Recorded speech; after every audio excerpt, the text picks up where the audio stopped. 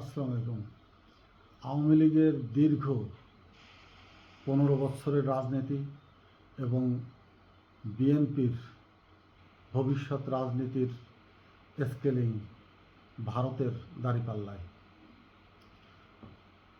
বিষয়টি অত্যন্ত জটিল। আমি হয়তো অতটা গভীরে ঢুকতে পারবো না, তবে উপর কিছু টাচ করে যাব। যারা বিজ্ঞ জ্ঞানী ব্যক্তি তারা জিনিসটা চিন্তা করলে আরও ডিপলি এর ভিতরে ঢুকে আসল গুরু তত্ত্বগুলো জনসম্মুখে তুলে ধরতে পারবেন। ভারতের সাথে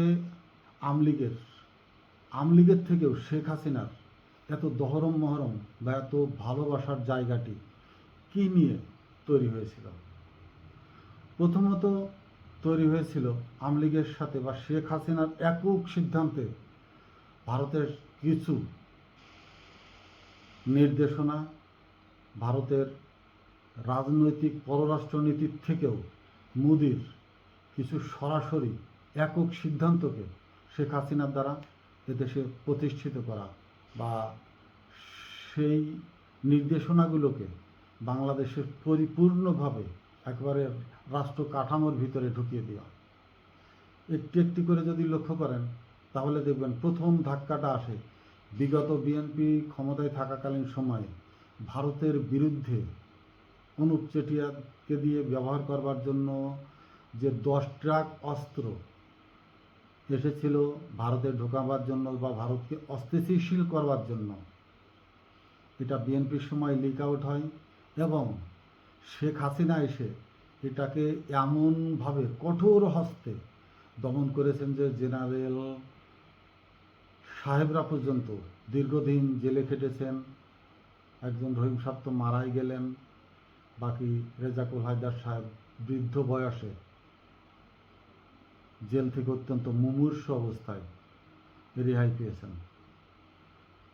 এটা হলো প্রথম। দ্বিতীয় কথা হলো ভারতে অবাধে ভারতীয় পণ্যের চোরাচালানকে বাংলাদেশে উন্মুক্ত করে দেওয়া। এখন আমি ব্যক্তিগতভাবে বাংলাদেশের অনেক জেনারেল সাহেবদের সাথেও একটু জানবার চেষ্টা করেছিলাম। তারা বলেছে বাংলাদেশ সীমান্তে সব চোর ভারতে চুরি করতে যায়, কিন্তু জাহাঙ্গীর সাহেব একটি কথা বলে গেছেন, সেই 200 কিলোমিটার বিহারের থেকে গরু তাহলে কি একা একা হেঁটে সীমান্তে আসে যে বাংলাদেশিরা আমাদেরকে চুরি করে নিয়ে যাবে? ওদিক থেকে কারা এনে দিল? এই দৃষ্টিগুলো বাংলাদেশের আওয়ামী লীগ কখনো পরিষ্কার হতে করেনি। ওদিকতে যেভাবেই আসুক না কেন বাংলাদেশিদেরকে এগুলো মারা হয় কেন? ওদের চোরাচালানির যখন বিঘ্ন ঘটে তখন বাঙালিদের গুলি করে মেরে দেয়। ওদের ফেন্সিডিল, ওদের গরু, ওদের দেশের চিনি ঢুকাবে, সব ঢুকাবে, বাংলাদেশ থেকে স্বর্ণ নিয়ে যাবে, বাংলাদেশ থেকে গ্যাস নিয়ে যাবে, যখন যেটার দাম বাড়বে সেটা বাংলাদেশ থেকে নিয়ে যাবে, এদেশের যেটা চাহিদা বেশি তারা ঢুকিয়ে দেবে। এই জায়গাটা শেখ হাসিনা সেনাবাহিনীকে ওই যে বিডিআর হত্যাকাণ্ডের মাধ্যমে সেনাবাহিনীকে একটি ভয় ভীতি ঢুকিয়ে বিজিবিকে এমনভাবে নর্মালাইজ করে ফেলানো হয় যেন একেবারে প্রতিবন্ধী একটি বিজিবি তৈরি করে দিয়েছিল আওয়ামী লীগ সরকার, যে প্রতিবন্ধীটা শুধু যা করার বাংলাদেশিদের সাথে করবে। ভারতীয়রা যা ইচ্ছে তাই তাদের বর্ডার এবং আমাদের বর্ডার নিয়ে খেলা করুক, সেখানে কোনো উচ্চবাচ্য করা যাবে না। 2 নম্বর সেটা বর্ডার সংক্রান্ত। 3 নম্বর হলো বাংলাদেশের ভিতরে যেন মুসলিম রাজনৈতিক মতাদর্শের কোনো শক্তি পুনর্ভাবে প্রতিষ্ঠিত না হয়। বিগত সরকারের সময় আপনাদের মনে আছে যে সেই কি ভাই যেন বাংলা ভাই একটি জঙ্গি প্রতিষ্ঠান নিয়ে সিরিজ বোমা টোমা এদেশে তৈরি করে মুসলিম ঘরানার যে একটি আধিপত্য বা এককভাবে রাষ্ট্রকে জানান দেওয়া, সেই সাথে বৈশ্বিক প্রতিবেশীদেরও জানান দেওয়া যে বাংলাদেশে একটি মুসলিম সাম্প্রদায়িক শক্তি সংগঠিত হচ্ছে, পুনর্গঠিত হচ্ছে, যারা ভবিষ্যতে ক্ষমতায় যাবে। শেখ হাসিনার সাথে মোদির এটি চরম একটি শর্ত ছিল যে বাংলাদেশে কোনো মুসলিম ঘরওয়ানার, ইসলামিক ঘরওয়ানার রাজনৈতিক সংগঠন প্রতিষ্ঠিত হতে দেওয়া যাবে না, এবং সেই অনুযায়ী জামাত ইসলামকে নিষিদ্ধ করা হলো, জামাত ইসলাম সংশ্লিষ্ট মাথায় পাগড়ি দাড়িওয়ালা দেখলেই জঙ্গি বানানোর যে নাটক শুরু হয়েছিল, এই মোদির সাথে শেখ হাসিনার ব্যক্তিগত যেগুলো চুক্তিবদ্ধ ছিল সেগুলোরও একটা।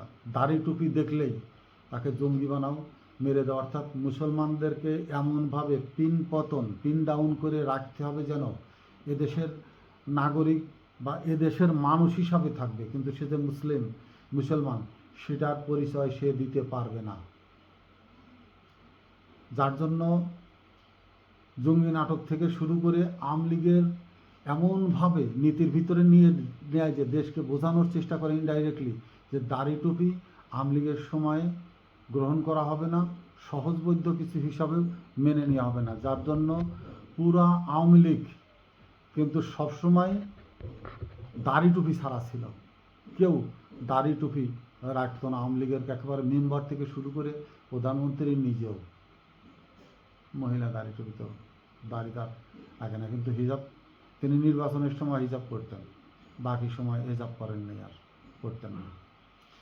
শেষে আরেকটি চূড়ান্ত পর্যায়ে দেখেন, মোদি আসার সময় বাংলাদেশের যেসব হুজুররা, বিশেষ করে মাহমুদুল হক সাহ বা ওই যে আরেকজন আছে মাদানি, ওনারা যারা কথা বলেছিলেন মোদির বিরুদ্ধে বলিষ্ঠ জায়গা অবস্থান নিয়েছিলেন, তাদেরকে জেলে ঢুকিয়ে এবং তৎসংলগ্ন জানাই যেখানে যেই কথা বলেছে না কেন সবাইকে কিন্তু একবার পুরা জেলে ঢুকিয়ে রেখেছিলেন। জেলে ঢুকিয়ে রেখে মুসলিম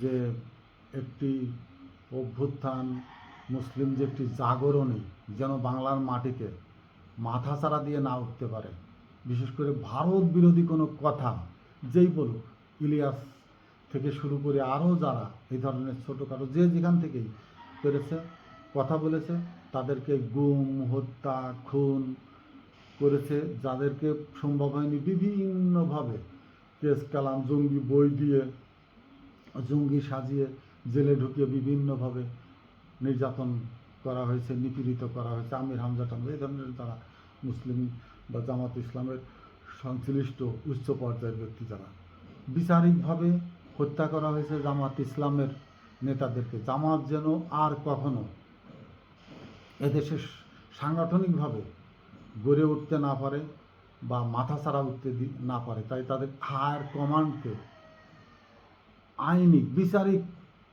কর্মকাণ্ডের ভিতরে বৈধভাবে অবৈধ একটি মৃত্যুকাণ্ডের পথ তৈরি করে দেওয়া হয়েছিল। এগুলো সমস্ত কিছুই মোদির সাথে সরাসরি শেখ হাসিনার একেবারে নিজস্ব চুক্তি। এগুলো বাংলাদেশের সংবিধানের বাইরে গিয়ে, আওয়ামী লীগের রেজুলেশনের বাইরে গিয়ে, আওয়ামী লীগের কনস্টিটিউশনের বাইরে গিয়ে একক সিদ্ধান্তের উপরে এই কাজগুলো প্রতিষ্ঠিত করে গেছে শেখ হাসিনা নিজের স্বয়ং।